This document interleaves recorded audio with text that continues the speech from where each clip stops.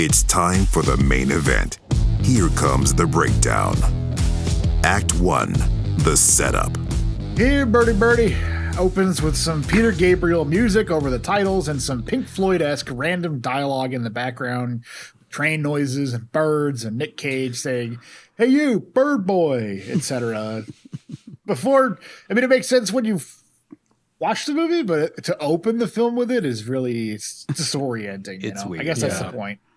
But it's just an odd opening. Before cutting to a window in an insane asylum and Matthew Modine's character Birdy staring out of it while lying on the floor. We cut there to Nick's character Al Colombato being brought into a busy hospital on a stretcher with his face heavily bandaged. In a super dark examination room, a doctor tells Al he'll be able to take off his bandages after seeing his friend. Reminding me when the Joker removes his bandages in the original Tim Burton Batman. Or it also reminded me of Face Off. On a train, Al stumbles around like he's headed home to see Cher's character from Moonstruck, slamming his suitcase into everything while shambling around, which he does throughout the post-war section of the film. Yeah.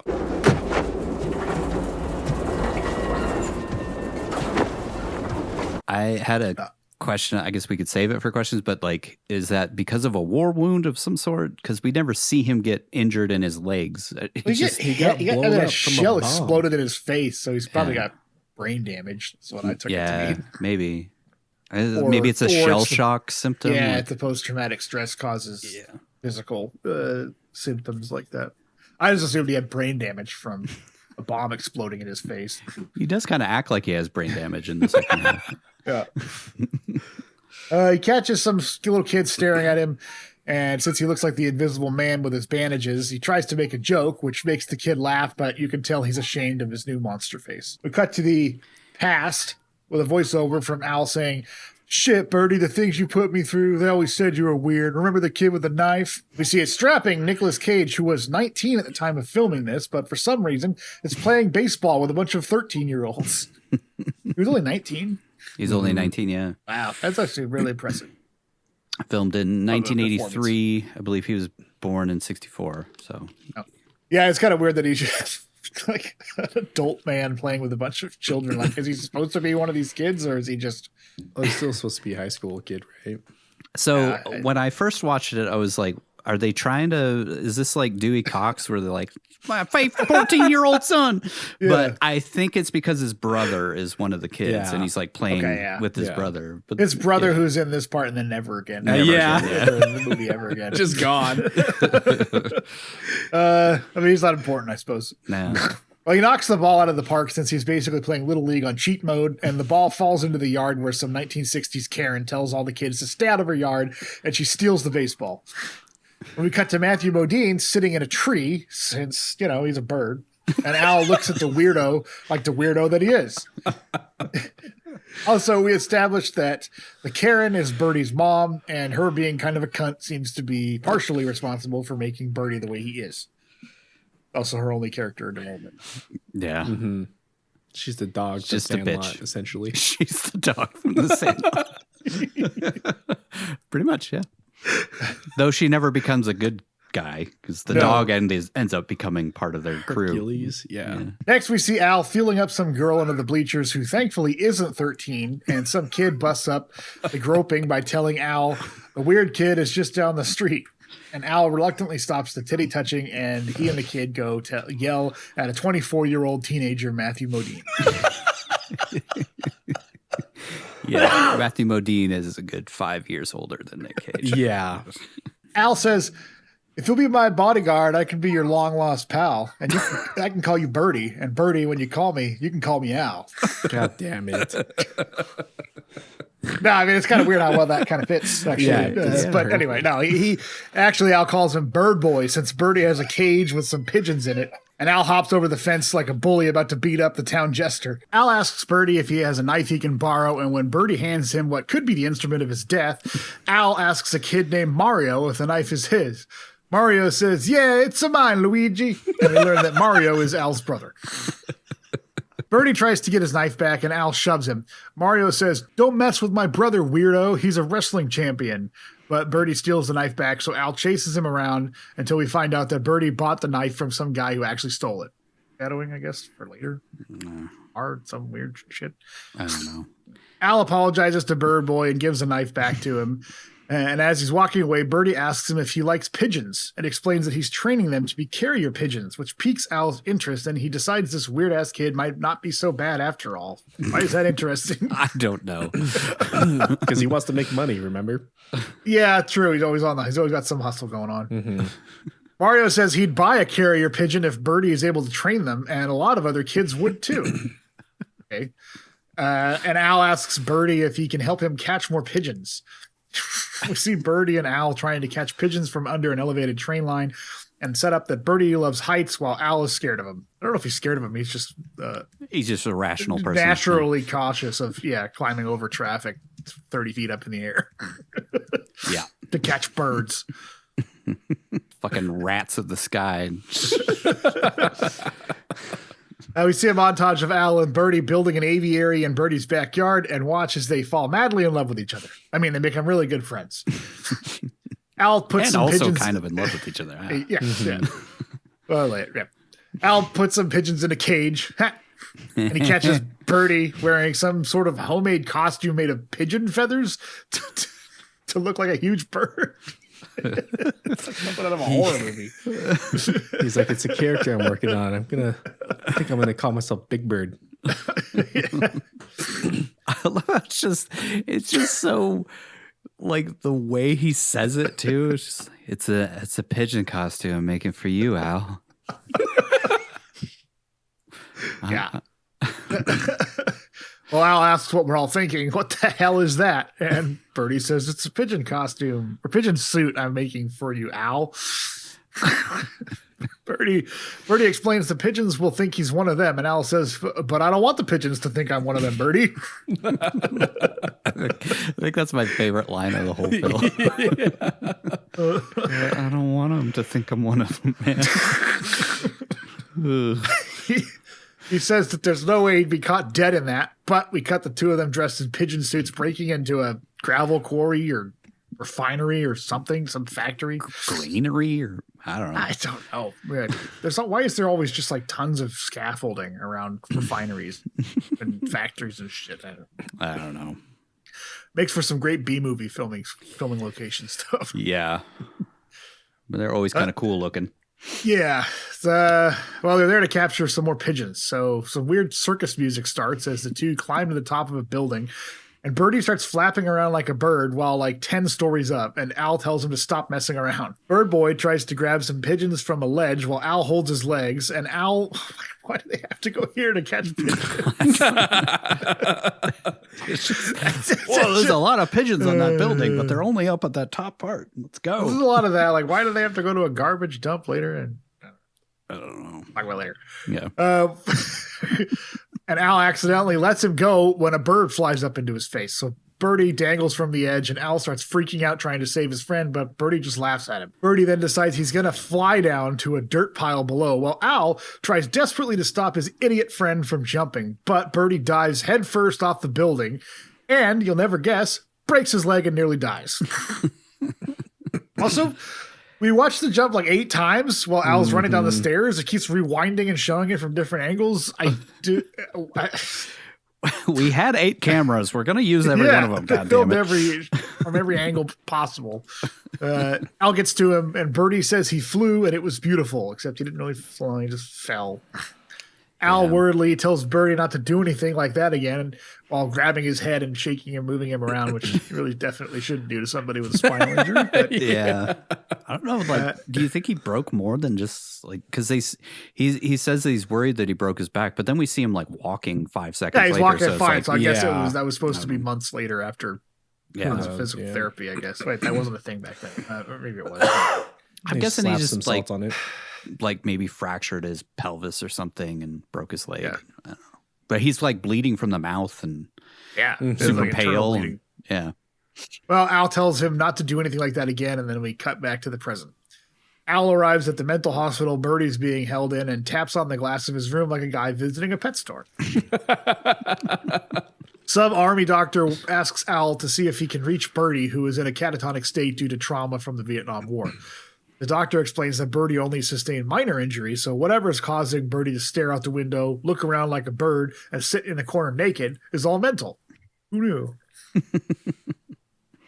There's a lot of symbolism with this mental hospital that I think most people wouldn't notice, but like there's these big wide shots of like, you know, like when Cage is talking to the doctor and it's all kind of encased in a cage around them. So they're like kind of in a mini cage, and then they go into the other cage, and then there's like lots of shot of the windows with bars or just barred gates that look like cages. Yeah. And the staircase looks like a bird cage that they go up later on. Yeah. Yeah. It's good. I mean, I don't know if it was super necessary, but it's good symbolism throughout. And then they cast Nicolas Cage. You know, it just goes all the way down. That's the only reason they even thought about it. Hey, there's a guy named Cage. He just changed his name. The doctor says Birdy was MIA for a month in Vietnam and hasn't talked since he was found. I missed that detail. Yeah. That adds a lot of like, what the fuck was going on during that month while he was just wandering around the jungles of Vietnam by himself in his catatonic state at that point. I don't know. Right. Like, was he just bird at that point? He was living off the land, I guess. I think so. Yeah. I think that's kind of what we're supposed to imply, is that he just went full bird and lived in the jungles of Vietnam until they found him, and now they're caging him up. Yeah. So they better just leave him. It's probably the only time he was free his whole life. Yeah. In the doctor's office, he shows Al some cool artsy photos of Birdy doing weird shit in his cell. The doctor asks if Birdy ever had any psychological issues before being sent to the military, and Al lies, saying no. As we soon find out, there were a lot of psychological issues. So many weird things that Birdy did. I just really want to see this Matthew Modine character in front of Lee R. Ermey or whatever in basic. Getting yelled at for perching on the edge of the bed like a bird or whatever this shit. Fuck is your major malfunction, nuts? Get over here, bird brain. Come on, bird. Bag of sesame seeds. What the fuck is that? What are you doing with bird seed in your locker? Holy Jesus. What is that? It's just like one of those like cuddle bones that birds peck at. What the fuck is that? It's suet, sir. It's suet. Doctor asks Al if Birdy and Al were close, and Al says, "Oh, we weren't queer for one another or anything like that, sir." Which is a really weird thing to just blurt out. And also, it's kind of not true. Doctor, he was like, "How close are you guys?" And he was like, "Well, we weren't queer. We're not queer for each other." You could have just said we were good friends there, buddy. Yeah, we were good friends. Started saying, something on your mind. Birdy, are you queer? Play that at the dance. The doctor gets kind of annoyed with Al after he makes a joke about his injuries, and then asks if Al can go see Birdy now, since he needs to make some progress as soon as possible. Some orderly named Rinaldi, he's like, I don't like him, he's Italian. Everyone's Italian in this movie. Escorts Al through the nut house, where he explains that he got his shitty job wiping asses of shell-shocked soldiers since he was a conscientious objector to the war. Rinaldi lets Al in to see Birdy, who is doing some very bird-like things on the floor of his cell. Al walks into the cell with his mouth wide open and asks Birdy if he's faking. Al tells Birdy about how he might also be crazy, while Birdy stares at him with an insane, dead-eyed look.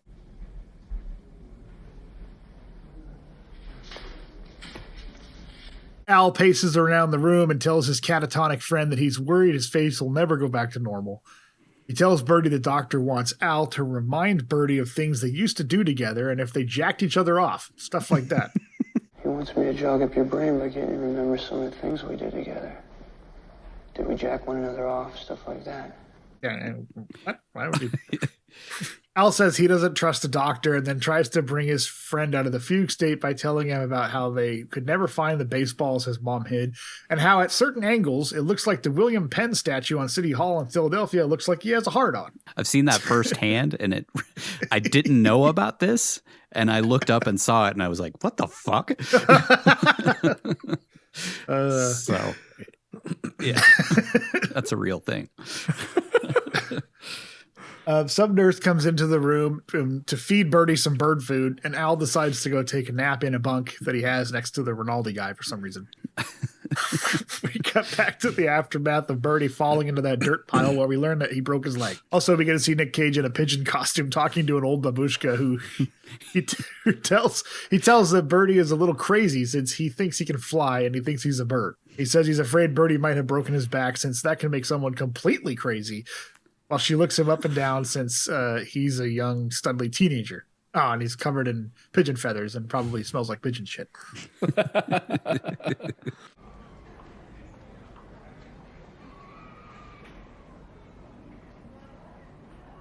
Take the suit off while you're in the hospital?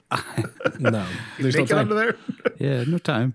We see Birdy's mom destroying the aviary to try and stop Birdy's obsession with pigeons since it almost got her son killed. And Al reads the news article about Birdy nearly dying in a paper while doing some weird stuff with his feet. It's all here, the whole thing, how he fell off the gas tank. What was that? He's so excited reading the story. We're in the paper. We made it. Why would they? I mean, it's Philadelphia. It feels like that would never make the paper, even back then. Oh. Yeah, I don't know. Idiot fell off the fucking granary Dressed or like a whatever, bird. broke his back.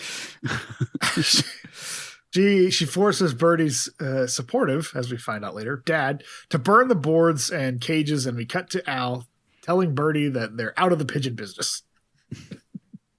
Al tells Birdy that the birds kept coming back after the aviary was destroyed, and his mom started poisoning them, and eventually they had a meat man come by so he could catch the rest and sell them to the local Euro stand down the road. Or foreshadowing, I guess, sort of. I don't know what's at those Euro stands, man. That's what I'm saying. Birdy argues that the birds were smart enough to avoid the butcher, and they found a new home, but Al says he's wrong, and they're dead, plucked and fucked. Another weird thing to say.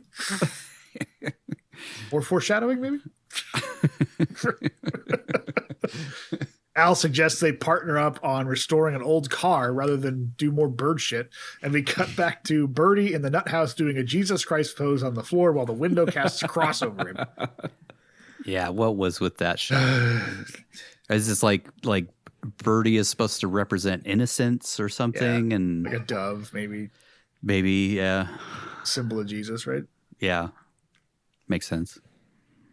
We see Al outside smoking a cigarette before cutting back to Birdy butt naked next to a toilet, and we hear him remembering Al's thing about William Penn looking like he had a boner, and we see Birdy smile to himself, which somehow looks more nuts than his dead-eyed look from earlier. From certain angles, it looked like he had a heart on him.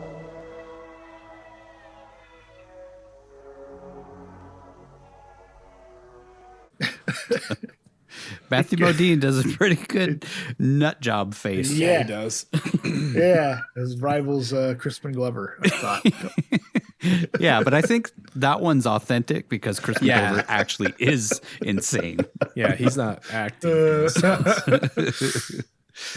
We cut back to the past where we see that Birdy has constructed an aviary in his room, and we hear a voiceover of him saying, "If I'm going to learn, I'll have to watch them closely and be there when they fly. I want to be as free as possible. Nobody wants to be in a cage, least of all a star-nosed mole." Builds his bed on top, bunk bed on top of the bird cage. So weird, dude. One track mind, just bird everything. Birdy. We watch Birdy butt naked on the floor staring at some birds outside his window fluttering around, but they all disappear. So I guess that was in his mind. Back in the past, we see Birdy and Owl try to buy some rusted old shitbox of a car, and we see a shot of Owl negotiating with some guy to buy it before Birdy pulls some foot money out of a sock to seal the deal. It work. They work on the car until Al's garbage man dad shows up in a wife beater covered in filth and says that the car is some piece of shit. He asks if it runs and how it ended up in front of his house and then calls it a piece of shit again. Yeah, they pushed it all the way home from I guess wherever that dump was. See him like going down the highway, pushing this car. He tells them not to use any of his tools, but they need to get the car registered. And he says he'll do it for him since they're not old enough. And he goes inside while Al calls him a fucking garbage man to Birdy. They get the car running and kind of jerk each other off like the doctor warned against. And then they pretend to drive their shitbox around Philadelphia while parked in a city. But of course, they go nowhere. Foreshadow. Yeah. Al says they should go to the ocean, and Birdy says he's never seen the ocean before. Cut to Birdy swimming in the ocean, which he loves because it's like flying but underwater, and Al just cares about hooking up with chicks. Owl's turning into a bird. Yeah, he slowly turns into an owl. Only cares about hooking up with chicks. Birdy nearly drowns since she's obsessed with flying underwater, but eventually he comes up and they ride a roller coaster while Birdy pretends to fly like a bird and Al has chicks on each side of him. One track mind. It's on different tracks. What a fucking weirdo, dude. Yeah. I think it's supposed to be like, Flying. Like trying to really wrap my head around what the point of the whole story is like, he's kind of like an outsider who doesn't really fit into society. And the bird thing is like, he just wants to be free. Mm-hmm. And everybody's trying to put him in a cage and he can never be totally free. And I guess that's the whole like crux of this is for both of them. For both of them, yeah. Though Cage is kind of like, he feels like he's free, but then he finds out later on that he's not really free. He's never really been who he wanted to be. And at least Birdy is who he is. And sort for of better or worse. Birdy is weird and aloof while Al is doing double duty with their dates. And Birdy gets all sort of weird while watching some dude hold his breath for a crazy long time at a freak show.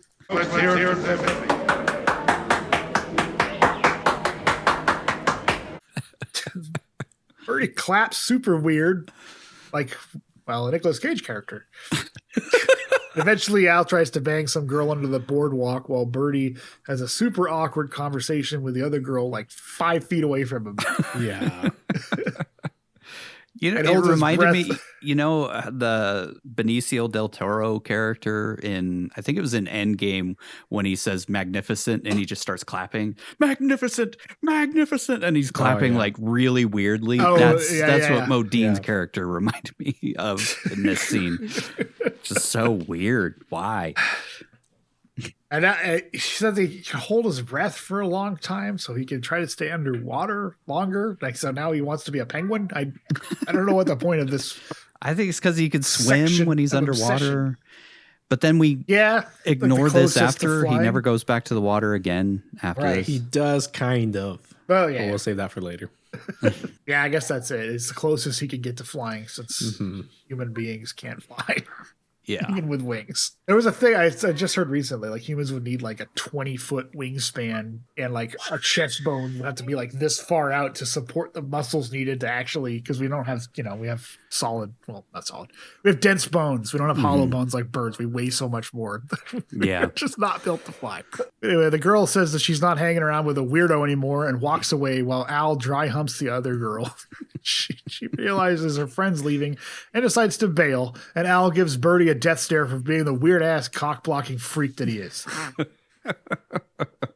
On the beach, Al tells Birdy that he needs to be more sociable, while Birdy, you guessed it, tries to fucking flap his arms like a bird so he can fly. Also on the beach, Al talks about big tits, round tits, fleshy tits, which should have grabbed Birdy's attention since there's great tits and mouse tits or tit mouses and all kinds of other birds. But he just talks about they're just mammary glands. What's the big deal? Yeah. Which is just funny because that's with birds and they don't have mammary glands. He just calls them overgrown mammaries or something. Birdy doesn't see what the fuss is about, and the conversation is interrupted by a cop asking whether the car they are driving is theirs or not. We cut to a jail cell where Birdy and Al wait for Al's dad since they technically stole Al's dad's car since it's under his name. Al's parents show up and his dad decides to sell the car after driving it back from the Jersey Shore or wherever the fuck they went. But Birdy is all like, do you ever wonder what our lives look like down here to a bird, Al? Well, Al cries in the backseat. Oh, Birdy. Yeah, I guess they went to like Atlantic City, probably. Yeah, I think so. Yeah. I was looking at a map and it's a straight shot from Philly through Jersey to Atlantic City. So yeah, I suppose that's where they went. I was confused about the car thing at the first thing because I didn't think that the car would drive that far, and then they stole his dad's car, but they actually took that car, but it was registered as dad. His dad was pissed off. They stayed overnight, and I think they disappeared. So he called the cops and told them to be on the lookout for his car or whatever. Yeah. Yeah, at first I was like, why did they get arrested? Yeah. Yeah, it's kind of weird. Act 2.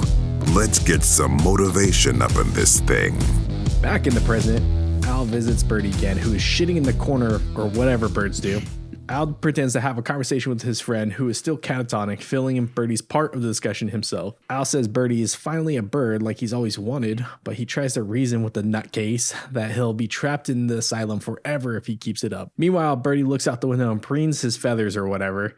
Birdy has a flashback to buying a yellow canary from some bird breeders who make out with their birds or something.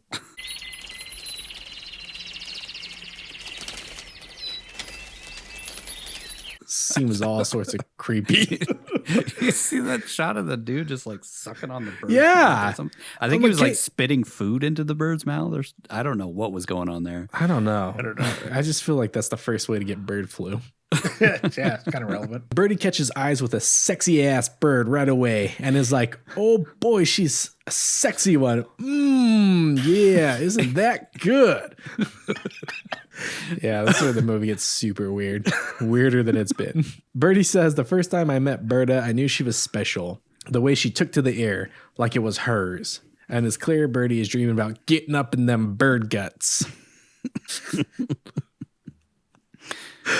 The breeder later tries to convince Birdy to buy a different bird, but he's smitten with the canary kitten, and he buys Berta to make his wife or whatever the fuck is happening in this weird as hell movie.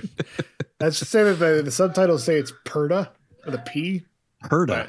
It sounds like Berta with a B the entire time. Thought it was Berta and then autocorrect, but changed it to Bertha 100 times. So yeah, I thought it was Berta too. It's Perda, Perda. Perda. Yeah, but like you can't. Even with the subtitles, I was like, he's saying Berta. Like he's not saying Perda. Yeah, it sounds like he's saying Berta. We find out Al's dad sold the old piece of shit car without consulting with Al or Birdy, and Birdy is pissed since he contributed a fair share of foot money for that car. Al tells Birdy not to confront his dad, and Birdy says, Jesus, Al, sometimes you're so full of shit. Al's dad tells Birdy to just take the pen, go on, take it. Anyways. Go on, take the pen. Is anybody really still watching Seinfeld like 20 years later? 25 years later? Watched it. You practically forced me to give you the pen. Birdy yells in old man Clumbato's face, and Al's dad nearly beats the shit out of this bird-loving freak. Eventually, Al's dad gives Birdy and Al back the money, while Al's mom tries to make sure Birdy doesn't take an unfortunate fall down some stairs like she does every other week. Just take the money. Come on, just take it. It's kind of funny. It's like, go read your paper. Yeah, go read your paper. It's like they're opposite so Al's parents, like the dad is the aggressive, angry one, where the mom is like very gentle and kind. Mm-hmm. And then it's opposite with Birdy's parents. Yeah. Mm-hmm. Birdy gives Al the money since all he wanted was the car, and we cut back to the present where Al says he admired Birdy for standing up to his old man. Al leaves Birdy to eat seeds or whatever, and he freaks out when he realizes the door is locked. It's like he can't be caged in. But it somehow seems to trigger some Vietnam stuff. Yeah, that's what I thought. That's what I was wondering, is maybe triggers back to his time in the war. Rinaldi comes to open the door, and Al shambles his way to... What was just a weird way of walking. Yeah. Anyways, and Al shambles his way to the hall while having Vietnam flashbacks. Bruno Kirby's really underutilized in this film, and we've seen him be great in films before. Mm-hmm. Sadly, I found out that he died like really young. He got leukemia. Oh, fuck. And died like in the early 2000s. He's one of those guys that was just kind of in everything and then suddenly wasn't. You're like, what happened to that guy? That's why. Really sad. Yeah. I think he was only like maybe in his late 40s, early 50s, something like that. Yeah, he would have had to been pretty young. Yeah. We cut to Al waking up from a nightmare, remembering his war wounds, and Rinaldi comforts him with some warm spooning. Super homoerotic movie. Next, we cut to that guy who played Quado in Total Recall, playing some sort of desk clerk at the hospital with a spitting problem. Quaid, get to the reactor.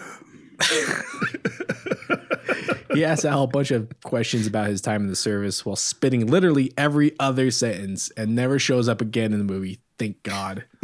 He asks if there's any history of insanity in Al's family, and he says no. 10107003 or 10107008. It's 003. Why? I want to get it right. And it's COLUMBATO Sergeant Alfonso.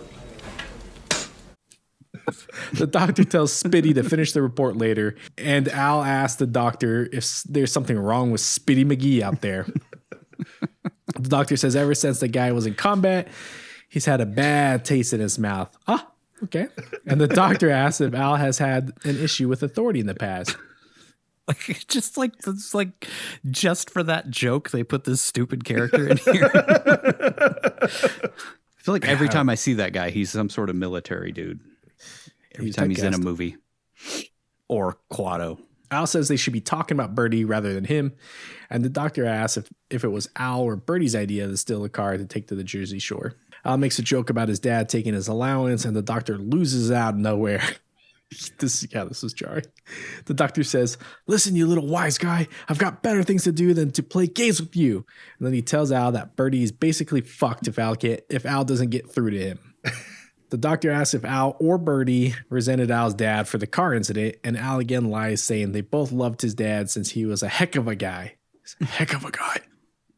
We see Al trying to feed Birdy the slop the nurse was feeding him earlier, and Al asks Birdy if the nurse likes him. Birdy gives Al a long look, and Al says they'll just sit and commune like goddamn birds. Next, we see them both fly into a window. No, sorry. We cut to the past again, where we see Birdy constructing an ornithopter while his lover, Canary, flies around the room and makes a super fake sounding bird noise.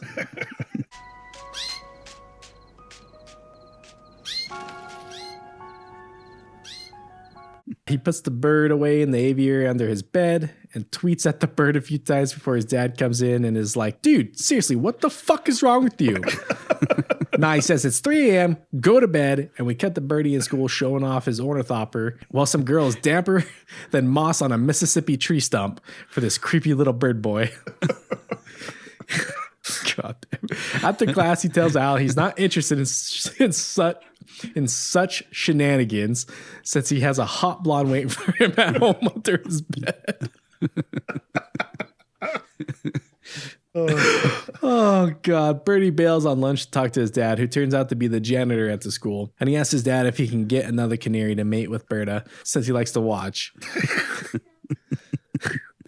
Just assuming that last part, but it's pretty fair to say it's pretty accurate. Binoculars and everything. Yeah. It's the ultimate bird cuck. Yeah. Birdie's dad says, "Yeah, get it. Do what I wish I could do." Birdie's dad says it was hard enough to convince his mom to let him build the aviary under his bed since she's worried about her weird as hell son and his unnatural obsession with birds. Birdie's dad says his mom is concerned Birdie won't ever find a place in life, and his dad says he's always had an interest in wicker, but there is no money in wicker furniture, so he became the guy who cleans up kids' puke in fourth period home economics. I mean, I think there would be plenty of work in wicker, right? If he's as good as he says he is, like right. he's great at making wicker chairs. Maybe that's part of the message. Mm. If you If you give up on your dreams. Yeah, if you let society build a cage around you, it becomes a self-fulfilling destiny of saying, like, we can't do anything. We're stuck in these lives or whatever. Right. Yeah. But he might not have been able. He might have been able to do something in Wicker if he tried. Yeah. Something he loves and he gave up and does something that nobody enjoys doing. Right.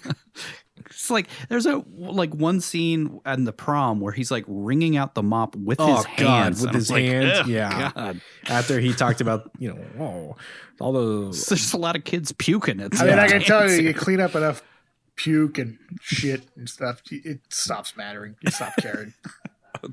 It's different when it's your kids versus a school. Maybe, but I mean, he's probably been doing it for 20 some odd years. So yeah, probably true. Oh, God. Okay, who cares? It's sad. Anyways, yeah, like that's people do that shit. They pick up 30 moths, ring out 30 moths with the bare hands. It fucking grosses me out. Ugh. And then they'll go and eat their sandwich. Anyways, did you see like when he's eating his sandwich with the coal all over his fingers? Yeah, like, that is less disgusting to me than him wringing out that fucking mop. Yeah, at least the coal will probably give you cancer. But yeah, that's what everybody did back then. People eat charcoal now if they're hippies. It pulls all the toxins. It's good for the stomach. It's good for your gut biome. Yeah. Birdy says, I guess it's hard to be good at something nobody wants. To which I say, there are literally thousands of ornithologists making a great living, but what do I know? Yeah. I mean, he could have done so many things. He could have been like, could have worked in a zoo. Could have gone veterinary. Park ranger. I don't know. All sorts of things. That's why I think that's part of the message. Like you probably could find your niche if you try. Yeah. Or, right. Maybe not. They're just kind of in a shitty situation. Yeah, that's the thing is I think you got to look at the context, the time that this story takes place, the economic surrounding that he grows up in. Yeah. Him getting into his dad college. Can't afford. They can't send him to college. Yeah, they can't afford to send him to college. So it's like abject poverty around Birdy's place. I mean, they have a house, but back then it didn't mean quite what it means nowadays. Right.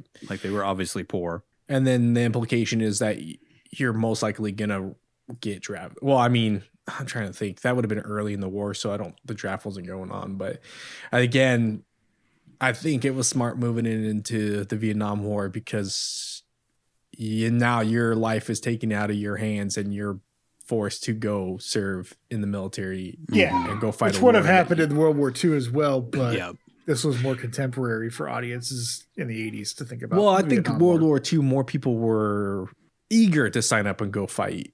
Especially after Pearl Harbor versus Nam, where people were really hesitant to get involved, which is why they had to do a nationwide draft. Yeah. So I kind of took it as, he couldn't see past his current social economic status to realize he could, if he really wanted to pursue his dreams. Yeah. Outside of trying to fly. Who is as passionate about birds could really carve out a really good life. There's a lot of jobs. I personally know somebody who works with birds in the Delta down here in the Bay Area. So, and I'm guarantee she never had a bird that she slept with.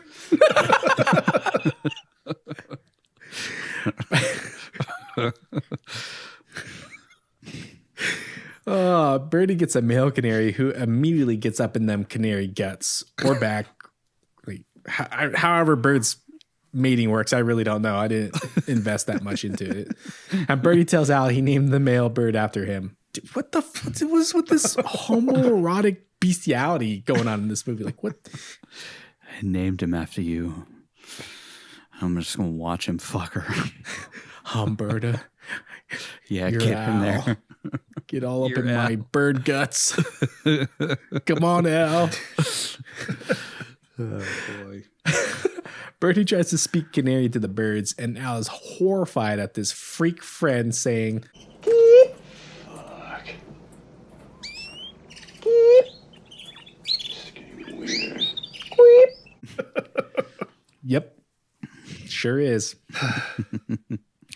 Outside, we see Birdy practicing flapping his arms like a fucking bird while his mom yells at him for being weird. But thankfully, we get to see some sweet Nick Cage abs. So at least we have something to distract us from the insanity. Al screams at his bicep and says, that's what girls want. And Al says Birdy would do great in wrestling since he could flap his arms with 10 pounds in each hand for like an hour straight. Insane. Can you imagine having the strength to do that? Mm-hmm. Birdy just says he's tear gonna your fly. own dick off when you jack it off.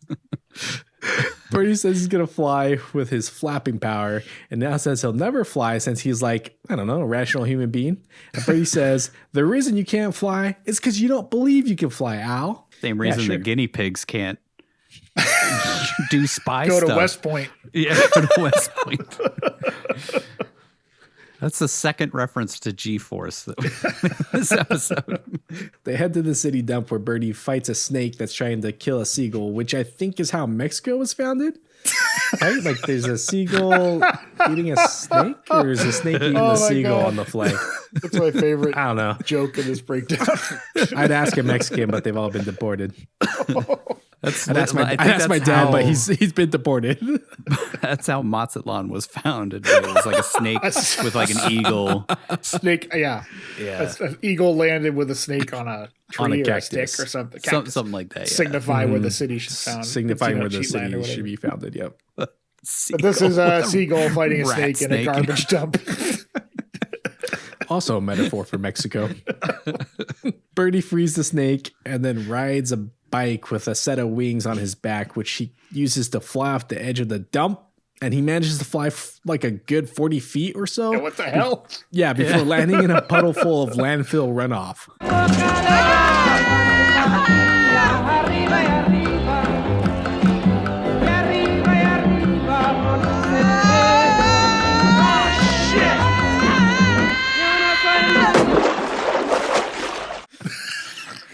I mean, he could have just like taken up skydiving or something. Like, Yeah, he Hang could have gliding? been. Yeah, or yeah, Maybe they didn't have hang gliding glidings. back then. He would Yeah, love those squirrel suits. those wingsuit yeah. thingies. Yeah. Also, like, first off, again, Nick riding a bike and it was awkward, but this time it's not his fault because if you watch like his like the wings are like on Nick's arms, and the fact that they didn't eat shit during that take amazed me. Yeah. And like the bounce, anyways, I that was the most interesting scene to me because I was like, dude, this would be impossible. Yeah. There's no fucking way. This balance is off. He's bashing your fucking shoulders with the wings. And he said you needed to be like 35 miles an hour or something like that to get up to speed. Yeah. Get that. Yeah. You're not going to get You're that not hitting fast on that 35 bike. miles Driving over garbage. Why is it in the dump? That's I don't know. It's a metaphor. I guess. I guess they get out of their shitty garbage life, I suppose. Yeah, he wants to fly away from the garbage dump of that his is actual Philly. Life. Yeah. I guess. I don't know why it was. In a fucking That's not me. dump. That's the movie. Okay. I'm sorry. Listen, go Eagles. Beat the Chiefs. Fly, Philly, They fly. land in this puddle and then he turns into Toxic Avenger. God damn it. Every season that fucking movie gets brought up. Every fucking season somehow. Anyways, That's what happens to Nick. That's why he starts sneezing.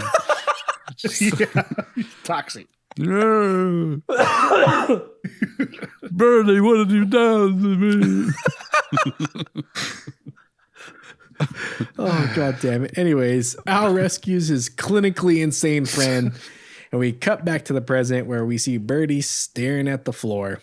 Al asks Birdy, how come every time I try to save your ass, I end up getting sick? And Birdy smiles again. In the doctor's office, the doc tells Al the smile may not mean anything since it might be involuntary, and Al argues that Birdy was reacting to the story about swimming in garbage juice or whatever. The doctor says Birdy has been more reactive to drug therapy, and Al loses it, saying they drugged him up so bad that he's out of his mind, and the doctor tries to calm him down since that was a tiny bit of an overreaction. Yeah, he freaks out here. Yeah, right! You asshole's puffing him up so full of shit he doesn't know who he is! Who the fuck do you think you are anyway? I still love that he's like, well, he was reacting to the joke, and he's like, "What's the joke?" And he's like, "It's about getting sick all the time. Every time I try to help him." And he's like, "Why is that fucking funny?" It's hard to joke. explain. The movie doesn't really explain it either, though, because like that's the only time that it happens. That's the only But I time. like yeah. But it's also, I guess, it's like it's an inside joke. They're not funny to anybody outside of. Yeah, that's true. You know. I'm sure there was more to it in the book, but Yeah. And I movie, like that's all that this we is get. basically showing that like the doctor's like he's not doing shit to treat him. Basically, he's just locking him in a cell and giving him drugs, and then being like, he's fucked. Get out of here. did everything. You're not getting through to him. Shock therapy, lobotomy next. Right. Didn't they say something about shock therapy? Like they were going to try that, or I don't know. Either they tried it or they were going to try it. I feel like it would have to be up next. That would be something you could tie into the story with the dogs. Spoilers for later on. Oh yeah. I wonder if is that something from the novel. Yeah. This thing, stuff. Maybe it was. Yeah. Might have been too depressing for this already pretty depressing movie. Yeah. The doc tells Al to back off since he's had problems with authority in the past and seems to think Al has some violent tendencies. You think? Mm-hmm. Al apologizes and says he just wants to help Birdy stop shitting on cars and honking like a goose and such. The doctor says he doesn't see any progress and wants to send Al away. But then Al suggests they ask Birdy's mom about the baseball she hid since they've been trying to figure out what she did with them for years. The doctor agrees to extend Al's visit until he can get the baseball sent to the hospital, and Al shambles his way once again to a gym where he watches a guy in a wheelchair playing basketball and some dude with no legs climbing a rope. I guess this is to show us that he's realizing he'll be okay since if these guys can bounce back, it's fine that he'll look like Freddy Krueger for the rest of his life. It almost like seems to have the opposite effect, though. Like if he's just like, they just forgot about us. They just left us behind, and like, I'll never be normal again. And I don't know. To me, it was like, well, his injuries are pretty minor in comparison to these dudes. So yeah, but, they're superficial at that point. It's right. Like, it's your vanity. It's your ego speaking. Yeah. You're alive. You don't have, I mean, you have your weird shamble, but let's be honest, that's just you, Nick Cage, creating some weird shit for your character. Yeah, I don't know. I think it's a lot of this is you can take away and interpret it however you. Yeah. It's vague on purpose. I think it's at the same time it's a hopeful message. Like this guy can, with no legs can climb a rope, and the other guy can paralyzed or whatever can still play basketball. It just takes a while to get over it. Yeah, but and it's also Al kind of starts depressing. lifting weights, like, which is he's lifting weights in thing. that scene, so it's like he's getting back to it. Yeah. So I think it's that, but it also is kind of a visual representation of what happened to these people that got sent into war for no reason. Yeah. So, you can think about it from the darker, sadder perspective of it. Yeah. They're all there because of something that they have no control over. Yep. Yeah. Like being put into a cage. Yeah. Act 3. It's about time to wrap this thing up. Al watches Birdy getting a sponge bath from the nurse we saw earlier, and he says they were dumb to enlist in the army, but they've always been dumb. We cut to the past again where we see Birdy, Al, and some fat dude named Sagessa rounding up stray dogs around Philadelphia, where the guy says they find good homes for the dogs after they round them up. And they get like $1 a dog, which seems like a lot. Yeah, that's a lot of money. For 1960 whatever. Mm-hmm. We watch them round up dogs around Philly for a bit, but some dude tries to run them off the road since they apparently stole his dog. Birdy tries to convince Sagessa to give the guy back his dog, and he says, "Bullshit, we're almost there." And we cut to a slaughterhouse that I guess is mulching up stray dogs and horses to turn them into dog food. In a movie just full of really fucked up things, this might be the most fucked up. Yep. Ugh. Yeah. Al and Birdy are horrified to find out that they've been unwittingly catching dogs so that they can be electrocuted and chopped into pieces. The dog owner / dollar store John C. Reilly pulls up and tells the kids that what they're doing to the dogs, that they're electrocuting them and stuff. And Birdy loses it since he's a big animal lover. Foreshadowing for later when he fantasizes about loving an animal in the biblical sense. Birdy and Al help the guy get his dog back and release the dogs back into the streets of Philadelphia. And we cut back to Birdy's bird bath. Suddenly, Birdy has a flashback of a cat and flips out in the tub. Like he's a bird and he's about to be attacked by the cat or something. We cut back to the past again and see the cat sneak into his room and chomp on his prized canary. But thankfully, I guess, Birdy stops the cat in time and Berta is fine despite being gnawed on a little. Just like looks like it's dead and then just suddenly springs to life and flies around, which I actually have witnessed this exact same thing firsthand when my cat caught a bird and it looked like it was completely dead in its mouth. And I was able to pry the mouth open, get the bird out. And then the bird like stayed on our deck for a little while and got its wits about it. And then it just flew off and was fine. So yeah. I think I watched a video or something that talked about that's like a common response to animals in general. Like, and that's also why people freeze up sometimes when they get scared. Like there's a thought of like they feign death as an instinct because then it's like, oh, if the predator thinks you're dead, they might let you go while they, collect themselves or something, and then you get a chance to escape. So it happens to birds. Like they'll play dead and then the cat will drop them. I think that's also why cats like bat them and stuff to like, hey, are you really dead? Why do they pick them up and drop them in their water dish? Because they're sadistic assholes. Also, we hear Birdy and voiceover say that he's starting to worry that he'll never fly.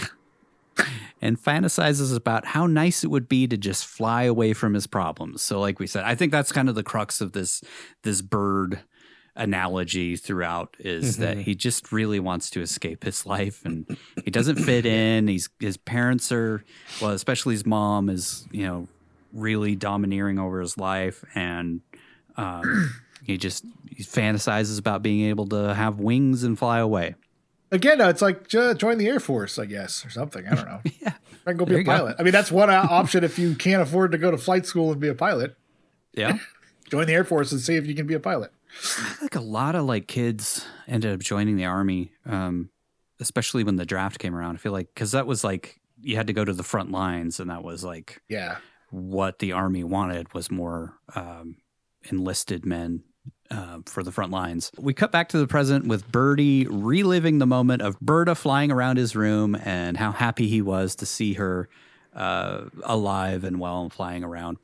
And we see him crying in his insane room while Al pisses in a toilet right next to him.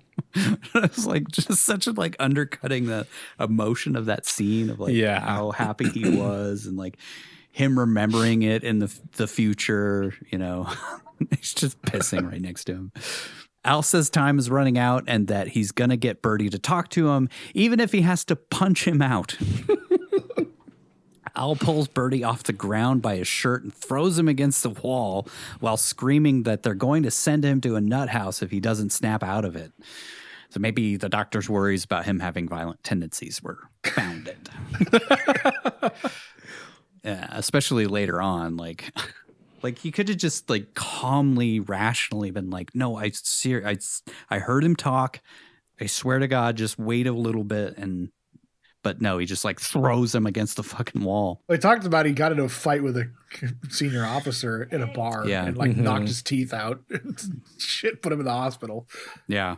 So I don't understand how he was even still allowed to stay in the military. I think they needed people. It was non-baby. Someone over yeah, that, but it was things were a little different back then. The worst punishment is keeping you in country. Yes. True. And then it's like, why do they let him be a sergeant? They feel like they demoted him back down to private for that shit and sent him to the front lines.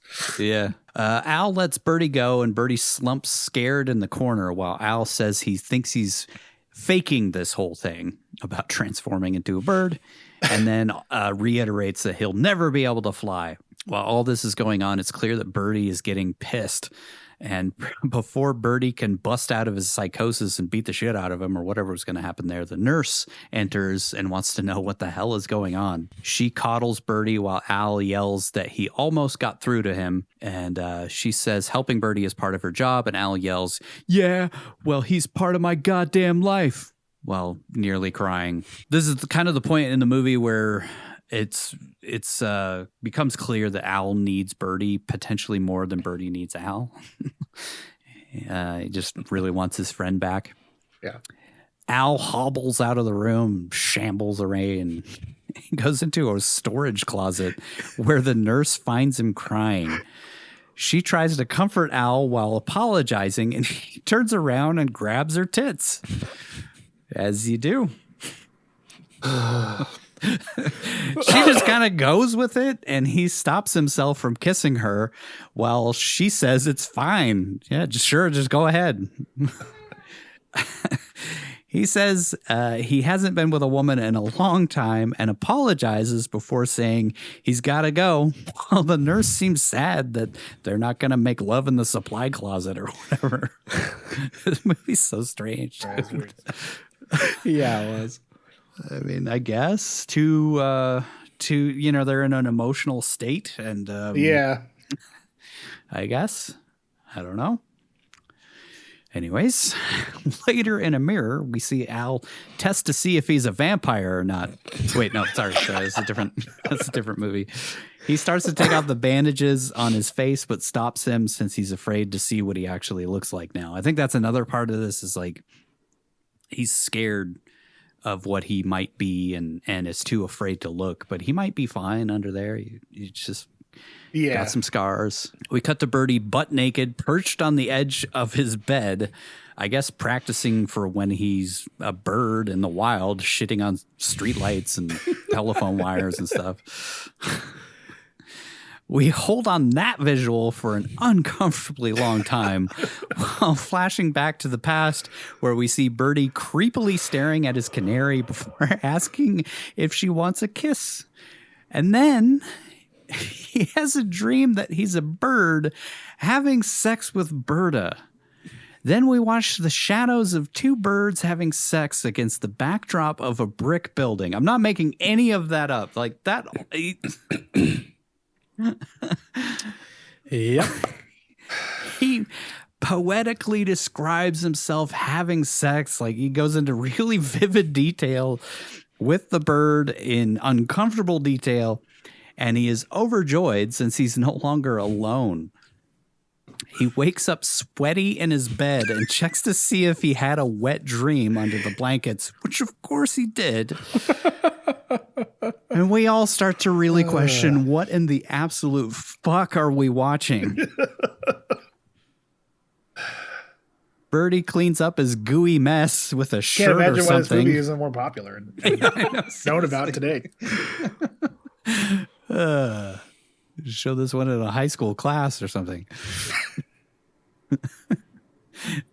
Birdy cleans up his gooey mess with a shirt. Or I don't know what that was, like his fucking long johns or something. And we cut to some eggs hatching. Like, did he? No, never mind.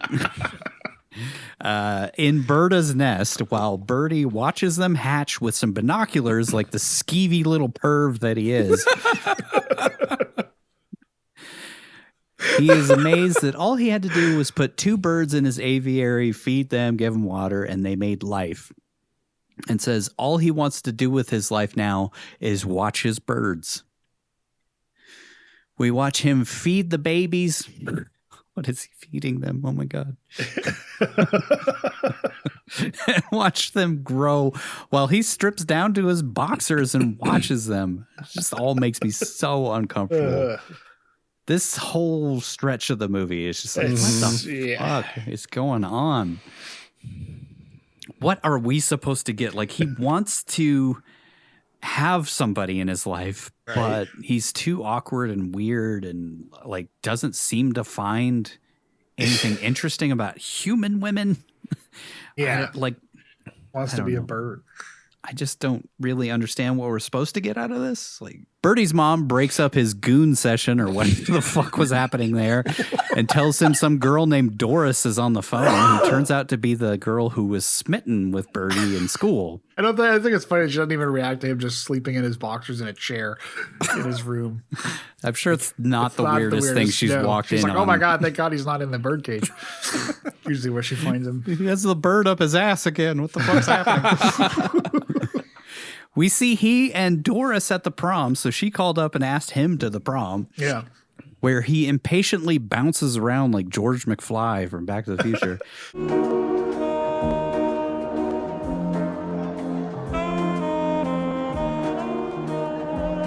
Doesn't seem interested in her in the slightest. This gymnasium looks like the same gym that they were at the Veterans Hospital.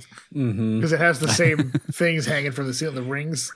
I feel like it was the same. It's probably the same set, set. redressed. Al tries to get him to make out with Doris, like he's dancing nearby, and it's like, do it, grab her face. The fuck? But Birdy just stares at him like he can't wait to get back to his house and do whatever the fuck he's doing to those poor birds. He's the baby birds some protein into their mouths, I guess. God damn it. Doris is making the best of the situation by dancing and trying to have a good time while her date looks awkward as hell and gives her a creepy look like he plans to make a skin suit out of her later. I mean, he's going to graft her skin onto his arms so he can fly. Weird as fuck. Oh, man. Birdy spots his dad cleaning up after the kids at the prom, and then he just bails on his date to go talk to her or to him.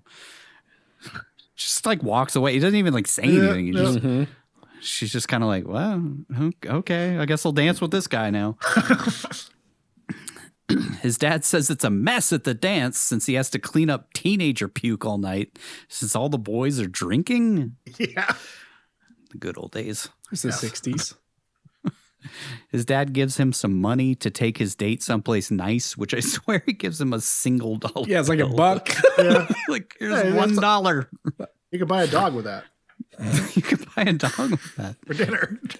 You could go to the Go buy her a restaurant. dog. Yeah. So have something nice to eat. Have them chop it up, cook it in front of you. Even in the 60s, I don't think you could get like even 2 White Castle burgers for $1, dude. Also, his dad says Birdy's girl is real pretty, and he says she's not really his girl since I guess he only has eyes for a yellow canary. That hot blonde at home. Birdy and Doris pull into some makeout spot, and she makes the moves on him since she's basically the man in this relationship. She called up, asked him to prom. She's driving her car. Yeah. And then she makes the moves on him. She says, I know you didn't really want to take me, but you've been very nice about it, and now you can have what you want. And then he's like, you mean my wang? No. And then she just like pulls down her top and shows her breasts. That's what he wants, or that's what she thinks he wants. Yeah. He kind of just paws at him for a second while lifting them up by the nipples. And then he shrugs, since I guess he's only interested in tits that can fly. Such an awkward scene, dude. Yeah, that poor girl. What are we supposed to be getting out of this? I don't really understand the like awkward sexual stuff in the last part of this film. He only has eyes for birds. I guess. He's got like no connection to being a human. Yeah. No people skills. Yeah. Just wants to escape this and go to the life that he understands, I guess. Yeah, but even it's like, he's like fascinated by the fact that 2 birds can get together and make babies, but like when he's with another human who wants to have sex with them, it doesn't even register anything at all. I don't know. It's very strange. This is a very, very strange section of the film. She apologizes for trying to fulfill most teenage boys' fantasies and covers herself back up while looking into the dead-eyed freak's eyes. She says she's not very good at this kind of stuff and spots a couple making out.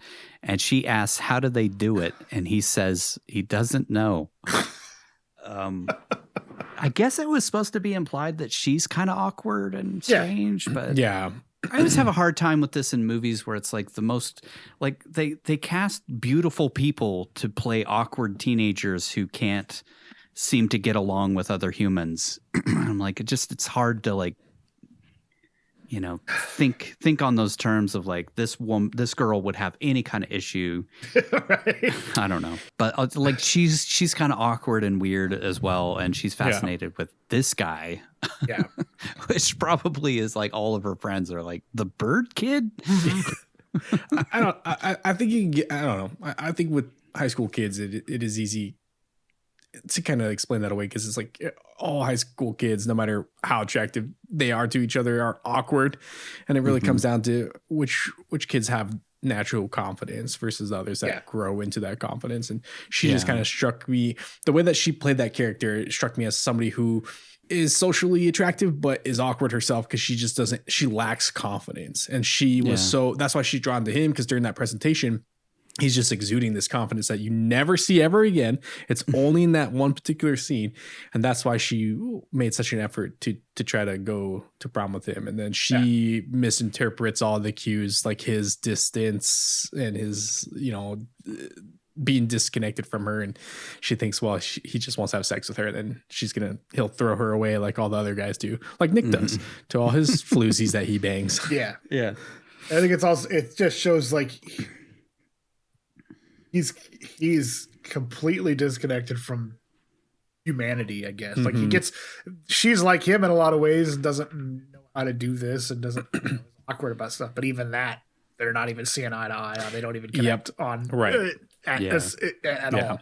You're right. It does drive home the point that he's awkward and disconnected from humanity on a separate level than her. Like she's just awkward, but she still wants to have those human experiences. Hers is like a normal awkwardness. Yeah. And he's just awkward. Like psychosis. Yeah. Cause he's a bird. He believes he's a bird. He's an insane person. And she's, just like the rest of us, just awkwardly trying to figure out what's going on with this guy. Yeah. She drives him home, and the second he enters his room, he strips off all of his clothes and gets into the aviary butt-ass naked and lays on the floor in a fetal position. Berta flies down and lands on him, and he grabs her and sensuously kisses her while the male bird chirps in jealousy or something. Yeah. Seriously, what in the fuck is happening, dude? Who's Birdy now, Al? Yeah, he's cucking out. He is. Birdy says the sex dream he has about Berta, where he flies away from his shitty life, is as real as his waking life at this point, and he wishes he could tell Al, but he's afraid. If I had dreams of fucking a bird that weighs 20 grams over and over and over again, I think I'd keep that shit to myself as well. Fucking weird. He says in his dreams, there's nothing holding him down, and there's nothing holding him from leaving this life behind. He says, I wish I could die and be born again as a bird. And then he has a crazy dream, or this is the first time he's like going into his head. I don't know. I don't know what exactly we're supposed to interpret from this, but he says it's like real.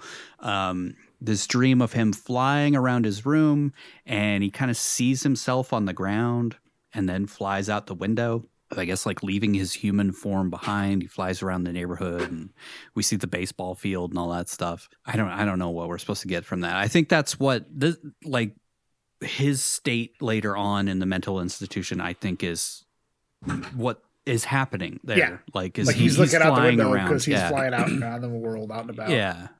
Back in the present, Al gently tries to feed Birdy while apologizing for throwing him up against the wall and shit, and tells him he has to come back.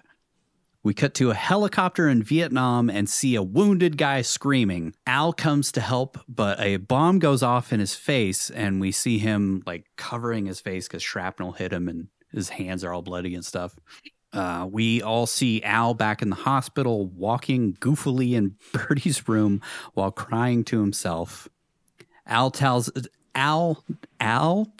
his catatonic friend through the glass window of his room that he's losing it, and has another flashback to Vietnam where we see him get airlifted out of the war zone in a helicopter, which triggered a flashback to me of having to watch Firebirds, and I started screaming.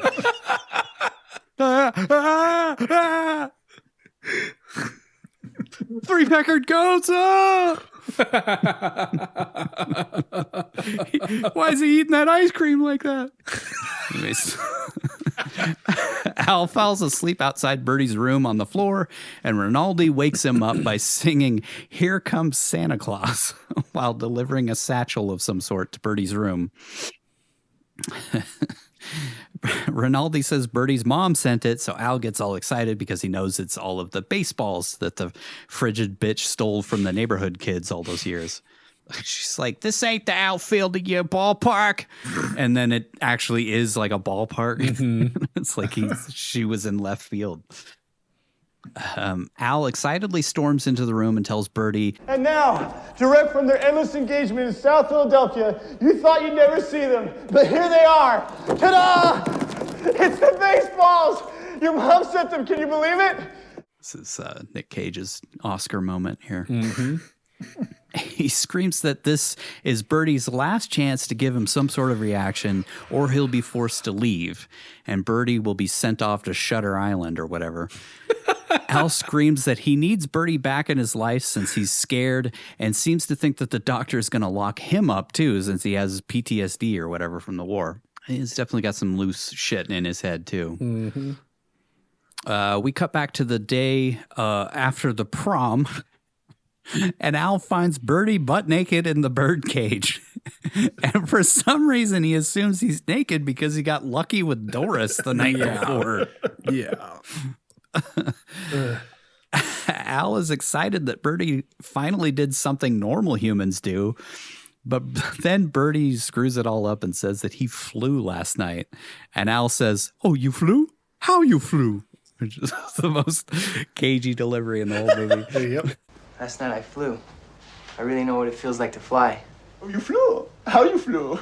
That was the cagiest moment. Yeah. Birdy says he flew in a dream, but it felt real, and Al slowly starts realizing he's serious and that he never got together with Doris and whatever. I love this, the horror on his face as he starts to realize what he's saying. Like his smile just disappearing very slowly. Birdy's like super excited too. He's like all happy about it. And, like I said, I think that's what's happening in the psychosis is he's flying around the world. Yeah. Birdy says, "When I fly, Al, I am a bird." And Al says what we're all thinking. This is getting too weird for me, Birdy. You've got to stop it with this. Birdy seems heartbroken that Al doesn't understand his weird-ass obsession with birds or how he's made himself mentally believe he's leaving his body to go fly like a bird. He's just weirded out and just wants him to come back to normal. Al says he doesn't understand and that he doesn't even want to hear about it anymore. Birdy asks why, and Al yells, Because I'm tired of it! You know, we used to have fun together. Now you are always off by yourself, flying around inside your goddamn head. I hope this dream, or whatever it is, goes away. I think it's bullshit. This to me is, the actual point where Birdy, like, kind of gives up on being normal again. Is just kind of like, he's like, well, I just lost my best friend. He doesn't understand me at all. Nobody understands me. So this is like, I think the bird thing is like his way of dealing with life when it gets too hard. Yep. He just escapes. He doesn't want to face reality. He just wants to be with his birds and fly around. Back in the present, Al apologizes for saying all those things about Birdy's dream of flying around or whatever. And we see Birdy playing with one of the balls on the floor. So he's actually starting to come out of it a little bit. The doctor comes into the room and Al tries to convince him to give him more time since he seems to think that it's working. The doctor says it's time to give it up and that the baseballs didn't work.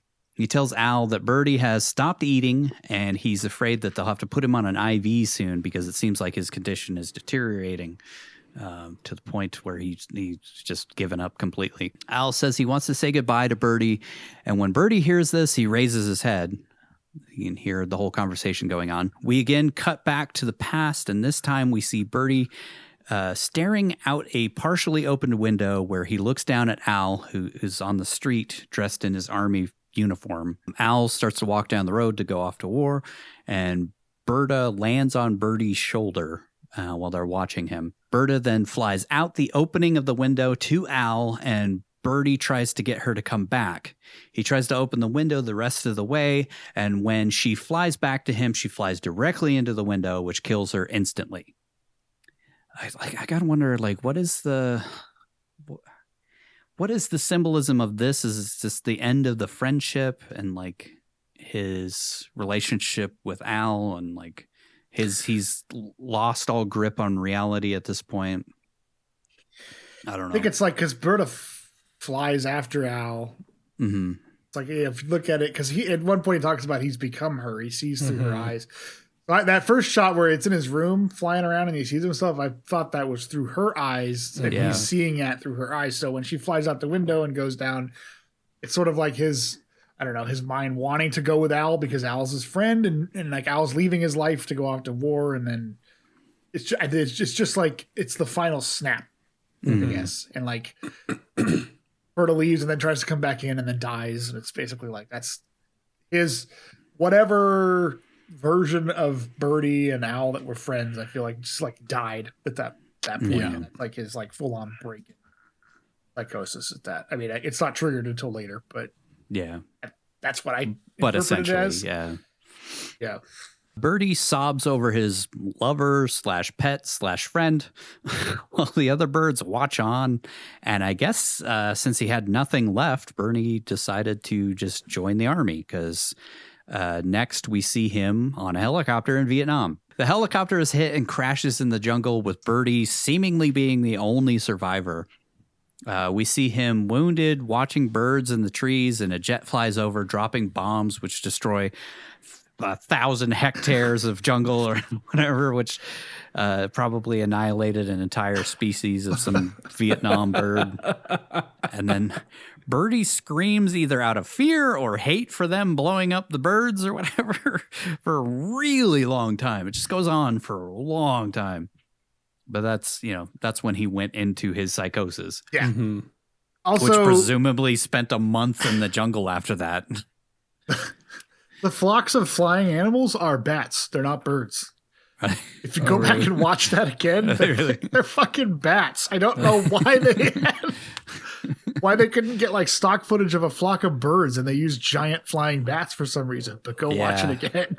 It was really, maybe there's some symbolism to that. I don't know. It really like ruined that moment for me because I'm like, are we supposed to not realize that they're bats? Did they not realize? Is it on purpose? Is he screaming because he's Batman? Like it's Bruce Wayne's origin. Yeah, I mean he's in the Batman trilogy. Anyways, go back and watch that. It's a flock of bats. Yeah, that's funny. That's definitely stock footage too. Mm-hmm. That's what I mean. Like you couldn't get stock footage of a flock of birds. Could have gotten any kind of birds. Yeah. Yeah. We again see the scene of like the crashed helicopter with all the bodies around it through bird vision. And apparently this is the moment Birdy went completely inside of his own head to escape the horror all around him or whatever. And we cut back to the hospital where we see Birdy sobbing, holding onto the bed. So he's I feel like the moment where he snapped out of it. Al consoles him and says he's never going to leave him again. Birdy tries to say something to his friend, but can't. Like he starts to like try and push out some words, but he can't seem to stop himself from crying. We see the nurse arrive at the room sometime later, and she finds Al holding Birdy in his arms. She says the doctor sent her to get him since Al was supposed to just say a quick goodbye and then go meet him in his office. But I guess this is quite a bit of time later. But Al tells her that he's not leaving Birdy ever again. She tries to get him to leave the room, but he refuses and tells her to tell the doctor he's staying with his friend. Al tells Birdy that he can't make it in the normal world and that they got the best of him, which I guess is society. Like society got the best of him. Turned them both into shells of who they used to be. Al says they're both totally screwed up and we haven't had anything to do with making our own lives. And then he just screams, fuck. Felt like a Nick Cage thing. Mm-hmm. I mean, we haven't had anything to do with making our own lives. Fuck! He says he was always so damn sure about being himself and how no one was going to make him do anything he didn't want to. And now he feels like one of the stray dogs that they picked up on the street that nobody wanted. He says when the shell went off in his face, he could smell burning flesh and it smelled sweet, like a delicious pork chop or something. Could smell the flesh cooking. But then he realized that it was his own skin that was burning. Cracklins. Cracklins. So yummy. Salty. He says he doesn't even know what he looks like anymore, and he just wants to be himself again and not have some sewn together freak mask. Then he just screams shit. What's so great about this fucking world anymore? Let's just stay here and keep the hell out of it. I don't ever have to take these bandages off. You see, I figured out what you're doing, Birdy. You're right. We should just hide out and not talk with anybody and every so often go crazy and run up the walls and spit and throw shit at them like the loony across the hall. It's this whole thing is like that Oscar moment from Wayne's World. And I never learned how to read. He's like putting the tears on his eyes. It's just like a bad actor trying to get an Oscar in this moment. Like this was him swinging for the fences before he really got the hang of things. Yeah. Maybe this was the moment where Cage was like, I need to do serious stuff and I can do, other things as well. But I think it's when he became a serious actor. Suddenly, Birdy says, Al, sometimes you're so full of shit. Al is shocked that Birdy finally talked and goofily hugs him while crying. Al asks why he suddenly decided to talk, and Birdy says, I didn't decide. It just happened. Then he says, you needed me, didn't you? Which he says that he did. And the doctor comes in and sees Al holding Birdy in the middle of the cell, and Al excitedly says Birdy talked. Birdy turns his head to the doctor, and but he doesn't say anything. So the doctor thinks Al is making it up in order to spend more time in the hospital and not have to go back to the army or whatever exactly. That was my thing, was like he has to go back, I think, or like he's gonna have to go back to being, a part of the army in some way. I don't think so. I thought once you got wounded like that, then they just started shit. You would think, but I think it's like his wounds are pretty superficial. He's not like... I thought it was more like he couldn't just hang out at this hospital forever because that too. Like the doctor warns him, you're not on an indefinite stay here. Like you're basically just hanging out on someone else's dime, and we got to get you out of here if it's not working. Yeah. We need that bunk next to Rinaldi for something. Yeah, and then like Al is like worried that they'll commit him if the longer he stays there. But I think at this point he's just terrified of having to go back out to the world. Yeah, maybe he wants to be committed at this point. Wants to be. That's kind of what he was saying. With Birdy. Yeah. Like maybe Birdy's got it right. Like. Birdy's the one who knows what's up. We just stay here and we'll be fine. The rest of us, we're the idiots. Yeah. Al yells at Birdy to talk so they don't lock him up away forever, but he doesn't. Al then starts to manhandle Birdy, so the doctor pulls him away, and Al throws the doctor against the wall while saying he's staying there with him. The doctor is shocked and calls for the orderlies to come deal with him.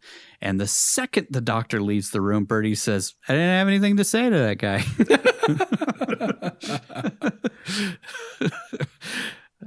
It's kind of weird. Like, it's like very serious. And then this whole part just kind of undercuts the seriousness of the whole thing. Mm-hmm. An orderly runs in and immediately tries to strangle Al, so he throws him over his shoulder and then grabs another guy, and Al bashes him against the head or up against his head, and he kicks the other guy in the balls and grabs Birdy so they can escape the asylum or whatever. They run up some stairs. Like I said, it kind of looks like a bird cage, that little thing that they're running up to the roof, and that's where they're free, I guess, to come out of the birdcage. And the second that Birdy sees the edge of the building, he gets up on it, opens his arms like a bird, and jumps while Al screams for him not to.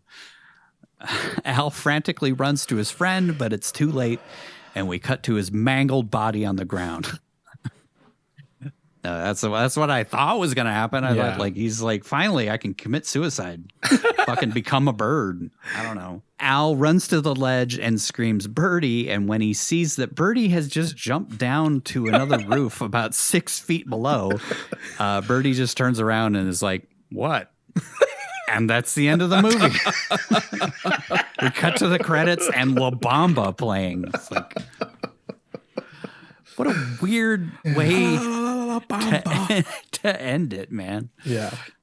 Like, Guess it's a happy ending. I guess. I don't know. I guess we'll get into it in the questions.